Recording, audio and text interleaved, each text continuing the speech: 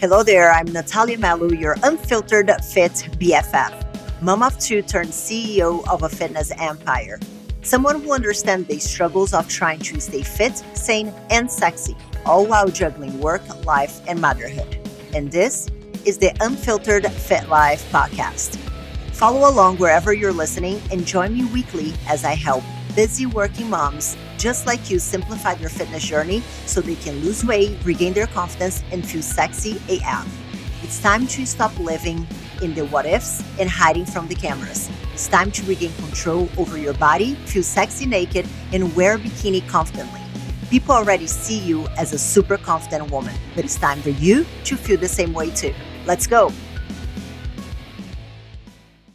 Hello there, fam. Welcome to another episode of the Unfiltered Fit Life podcast. I am Nathalia Melo, your host, and we are in that time of the year where we have no idea what day it is. You know, that time between Christmas and New Year, we don't know what day it is. We don't know what time it is. We don't know what we have to do. We don't know what we have to wear.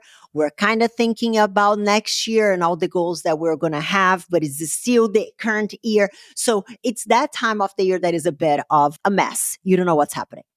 So I thought that it would be fun to get everybody ready for the new year to talk about 7 fitness trends that absolutely need to go away after 2023.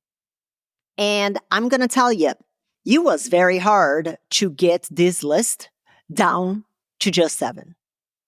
I was like, okay, let's start with like just 3 so I can really elaborate on them.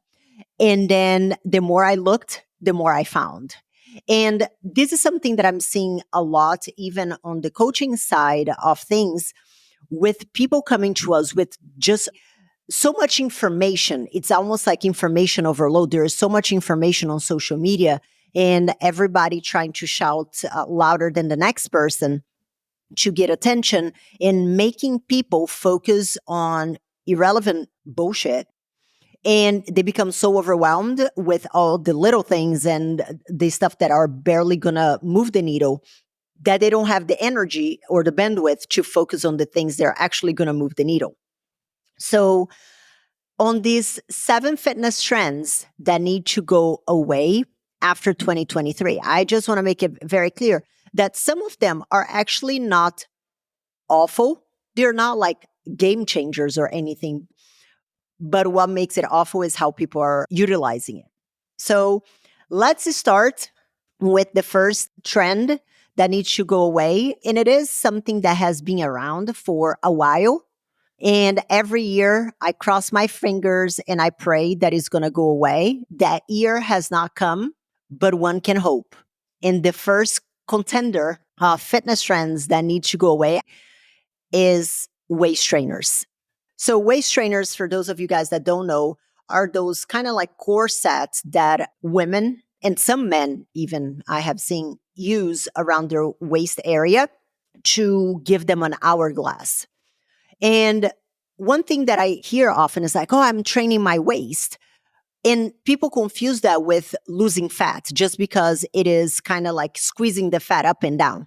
Waist trainers, because people wear them incredibly tight and they think that that is what is going to solve the problem, when in reality, what most people need is to pay attention to their diet and nutrition and lose body fat.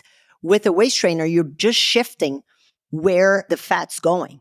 And there are a few risks actually associated with waist trainers.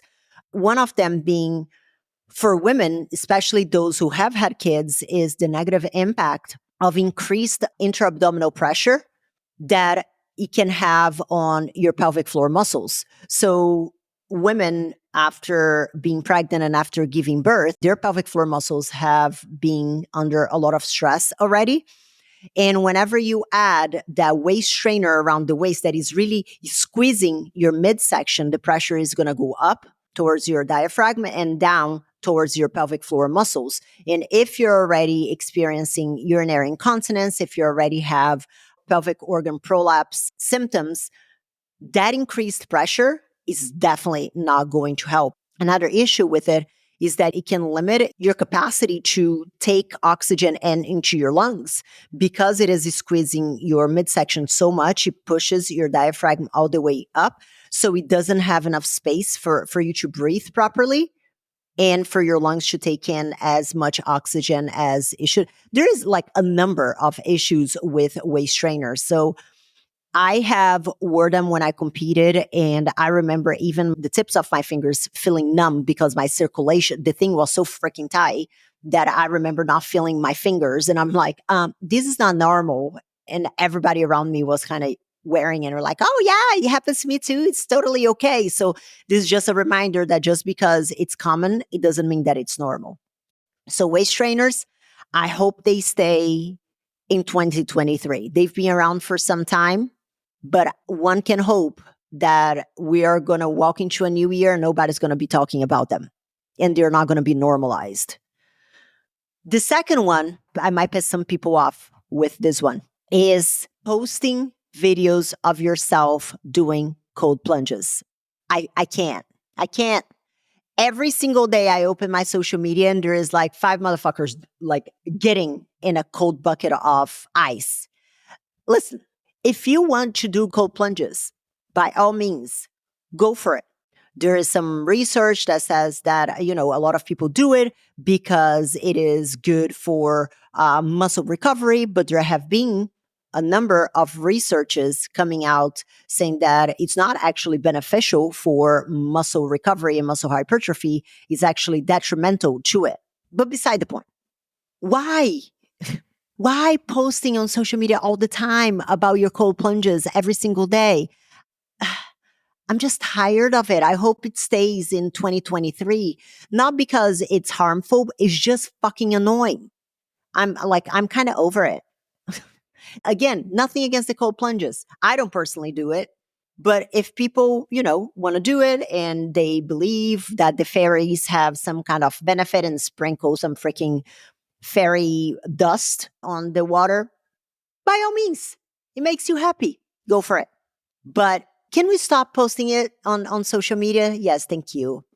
So that's number 2. So first one, waist trainers. 2, videos of yourself doing cold plunges. Then number 3, water fast.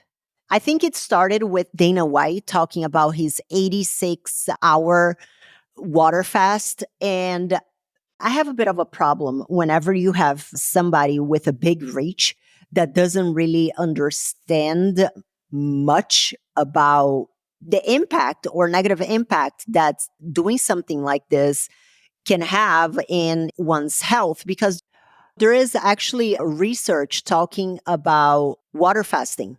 This one was 8 days, but I just don't see any concrete benefit of having nothing but water for 3 days, because as a society, we're constantly going for the extremes, thinking that the extremes is what is going to solve the obesity problem. It's going to solve your lack of energy and it's going to solve all of this, when in reality, what is keeping you on this cycle of extreme weight gain and weight loss, extreme tiredness and extreme energy is the cycle. And the goal is to stabilize. I'm pretty sure that most people would rather have constant energy and to maintain their weight than to be on that constant up and down. And I think that all this message with extreme water fast for 3 days or not eating anything or freaking getting sun on your butthole, I think that was a trend for 2022. Why does it constantly have to be those extremes? So here I'm pulling up research. I'm going to give the link for that as well. It was done in 2021, but I think that this year was more talked about on water fasting because of Dana White talking about it. And then there was another guy who talks a lot about water fasting as well. So I'm pulling up here the research that I told you about regarding the water fast. And it really shows that, it should also be taken into account. I'm quoting here and I'm going to read part of it. It should also be taken into account that despite reduced perceived stress and maintained protein balance among studied males, the symptoms of dehydration, increased ketogenesis, Hypoglycemia and significant reduction in body weight were reported. Therefore, for the safety of middle-aged people subjected to the 8-day water fast, it is recommended to discontinue such intervention, as it is a drastic form of fasting that already begins to generate unfavorable symptoms for a healthy person. So, this desperate need to constantly look for extremes, thinking that that's what is going to solve all the problems, it needs to stay in, actually needs to stay in 2021. So here we are, almost in 2024. But so let's keep water fasting as a 2023 thing. Let's not bring it to 2024. So that's number 3. Number 4, Ozempic and its variables. So for you guys that do not know what it is, Ozempic is a medication that is being used to help. It started as a diabetes medication, and then it started being used to assist people with losing weight. And listen, I do think that the use of a medication like Ozempic can be beneficial for a very specific type of demographic. But the problem that I have with the use of Ozempic and its variables, I'm using Ozempic because it is a brand name. I'm not going to name all of them, but the problem with it is that it's being pushed and it's being abused by everybody and their mom. They could lose their 5-10 pounds by just changing their eating habits and changing their training habits and making a few changes in their lifestyle. And these people are utilizing Ozempic, losing weight, but not realizing that using medications like this one is actually making you lose muscle instead of fat. A regular diet and training protocol, you are going to have some loss of lean mass, but with Ozempic, it is significantly greater. So people are, in fact, losing weight on the scale, but that is going to have a negative impact on the quality of what is being lost, because you're losing the weight at what cost? At the cost of your lean mass, which is incredibly important, especially as you age, to have lean mass, aka muscle, so that you can be a functional older person, so you can be healthier, so you can pull yourself up if you fall.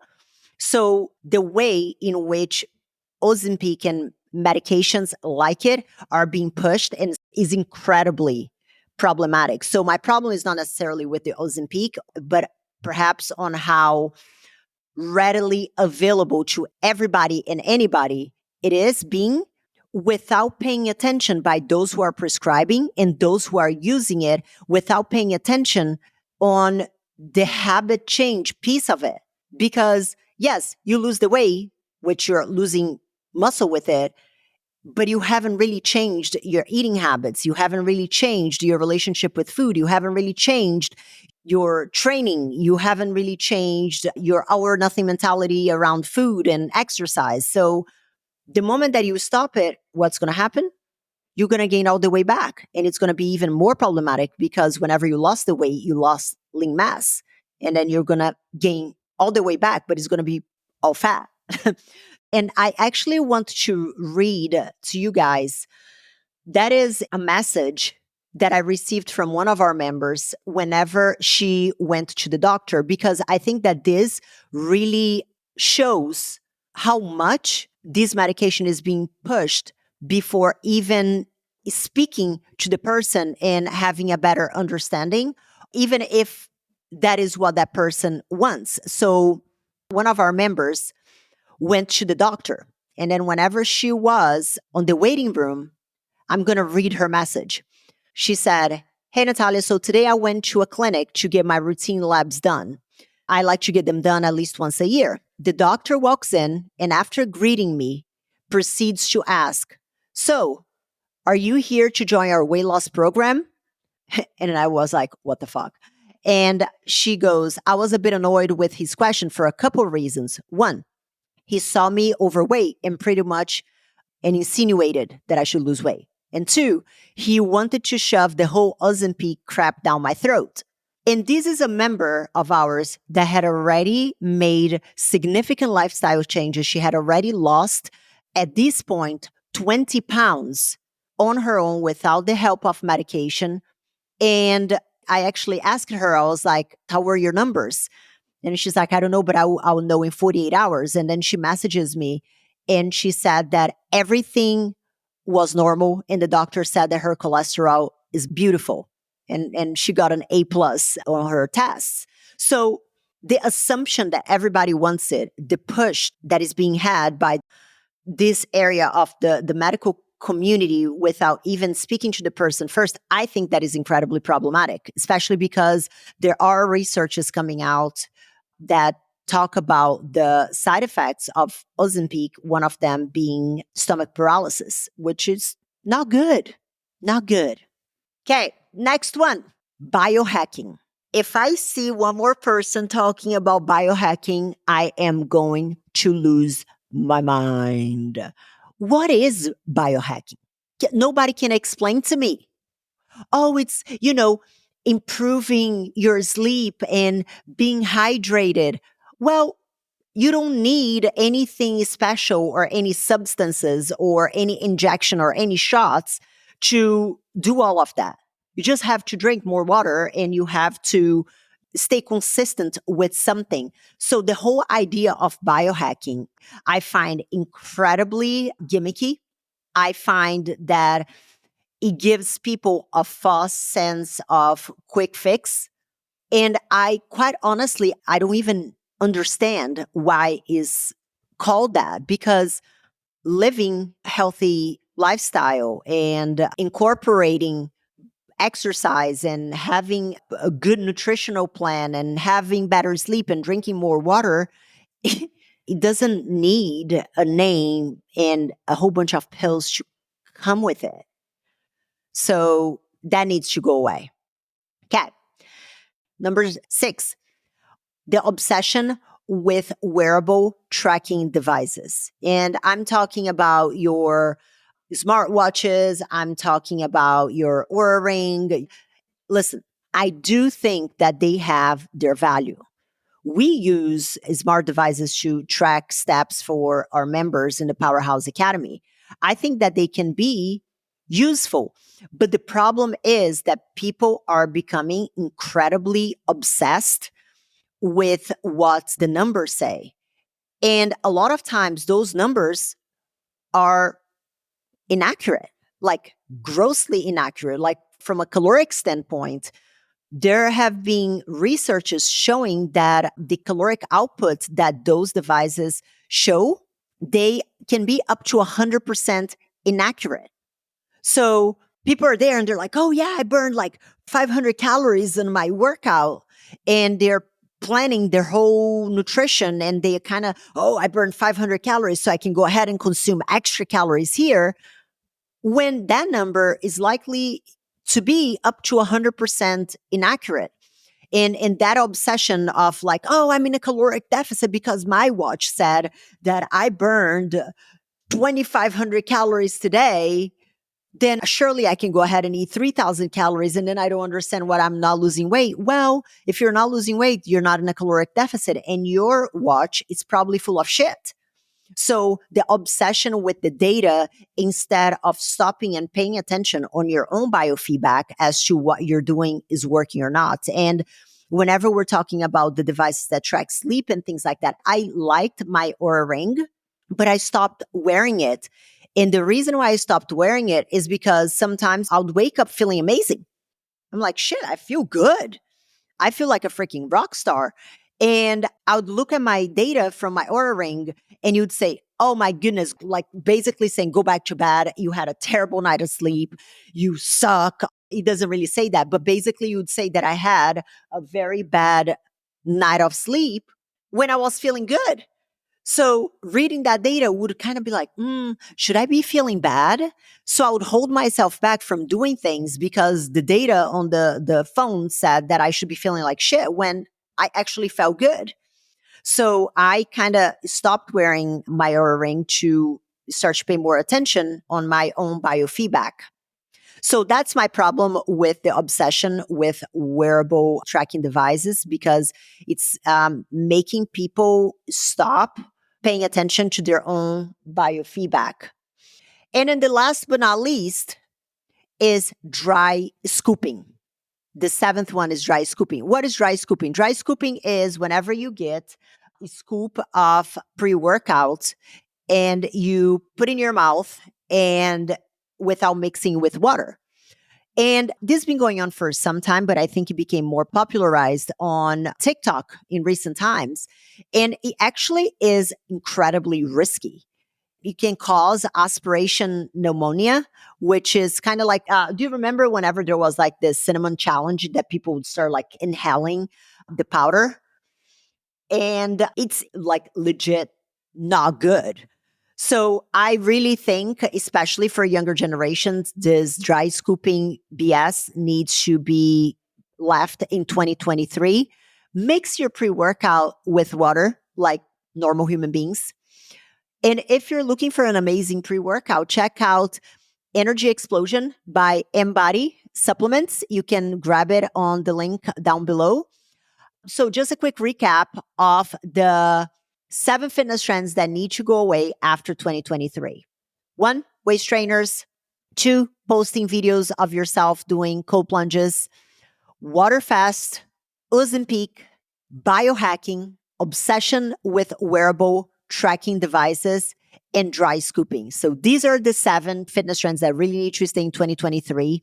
And if you have any to add, please go on my social media and let me know which one I missed, because I am pretty sure that I missed a lot. I had a hard time kind of narrowing down to just these 7. But please go on my social media, Nathalia Melo Fit on Instagram. The link is down in the show notes as well. And let me know what fitness trend, in your opinion, needs to stay in 2023. All right. Thank you so much for listening. I hope you had an amazing Christmas, and I am wishing you a happy new year, because our next episode is now going to be in 2024. Bye-bye. Thank you so much for tuning in this week. But let me ask you, what was your aha moment in today's episode? I would love to know. You can leave me a comment or voice message at the link in the show description. You can also follow me on Instagram and let me know what topics you want to hear more about or who I should have on the show. As for today, this is it for today, guys. I'll see you back next week for another episode of the Unfiltered Fit Life podcast.